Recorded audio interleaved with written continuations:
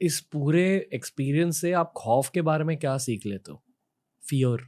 Fear fear जो है, डर किसको नहीं लगता है, लेकिन वो कितने सेकंड तक आप लेते हो उसको जजब करने के लिए, और फिर एक रैशनल एप्रिसिएशन ऑफ सिचुएशन, फिर एक करेक्ट डिसीजन, और उसके बाद उसकी इम्प्लीमेंटेशन। जैसे रिस्पॉन्ड डोंट रिएक्ट। यस। अभी देखिए, मणिपुर में थे हम लोग, जा रहे थे किसी ऑपरेशन के लिए, 50 गज ऊपर से ऑटोमेटिक फायर आना शुरू हुआ, ग्रेनेड लॉन्चर्स का फायर आना शुरू हुआ। तो 10 लड़कों की टोली थी, मैं कमांडर था। अभी उसमें अगर मैं सोचूं कि मैं तो लोहे का बना शक्तिमान हूं, मेरे को तो कुछ होगा नहीं, गलत बात है।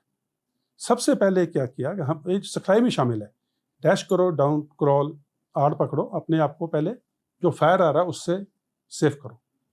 उसके बाद में एज ए कमांडर मेरी जिम्मेवारी है उसको पूरे का जायजा लेना, कहाँ से फायर आ रहा है, कितनी तादाद में आ रहा है, उसको कैसे रोका जा सकता है, कौन सा हथियार उसके लिए सबसे सही है। जितना वक्त मैं लूंगा ये सब करने के लिए, फियर इसमें शामिल है, उतना ज़्यादा मैं अपने को और अपनी टोली को नुकसान होने का चांसेस बढ़ा रहा हूँ। इसलिए जितनी जल्दी मैं अपने होशो हवास वापस गैदर करता हूँ, अपना कंपोजर रीगेन करता हूँ और अपने सोचने की शक्ति को दोबारा लेके आता हूँ और एक सही डिसीजन लेके उस फायर को नाकाम करके, जो भी टेररिस्ट है, इंसर्जेंट है, दुश्मन है, उसको ख़त्म करके अपनी टोली को सेव करता हूँ। ये बहुत ज़रूरी है कमांडर के लिए। उस इंसिडेंट में आपने क्या किया?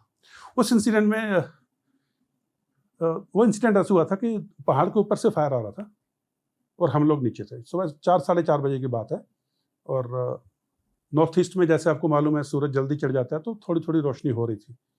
अगर हम उस पर फायर भी करते, मैंने अपनी बुक में इस इंसिडेंट का जिक्र किया है, तो अगर मैं फायर भी करता तो मैं उसको कुछ कर नहीं सकता था, क्योंकि मेरा फायर उसके ऊपर से निकल जाता, क्योंकि जो AK है या राइफल है या LMG है वो सीधा करीब करीब सीधा फायर करती है जी।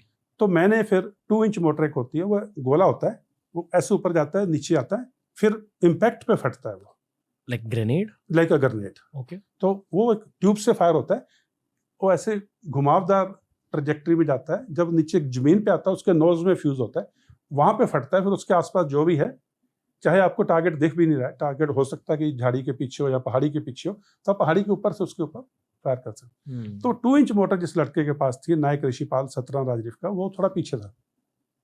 तो मैंने बोला भी जल्दी से 2 इंच मोटर आगे भेजो, क्योंकि टारगेट तो मेरे को दिख रहा था राइफल से, उसको एंगेज नहीं कर सकते।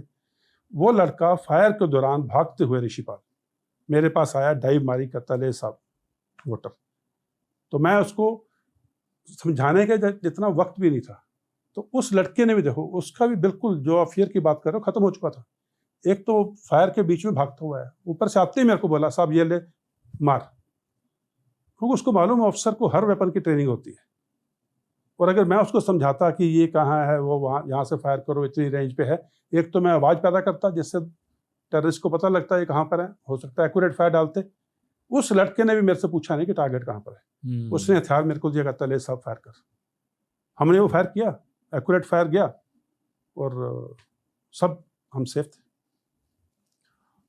कैसे पता चल जाता है कि ये ऑपरेशन अब खत्म हो चुका है, फायरिंग बंद हो जाती है इसलिए, या फिर भी आपको थोड़ा अवेयर रहना पड़ता है?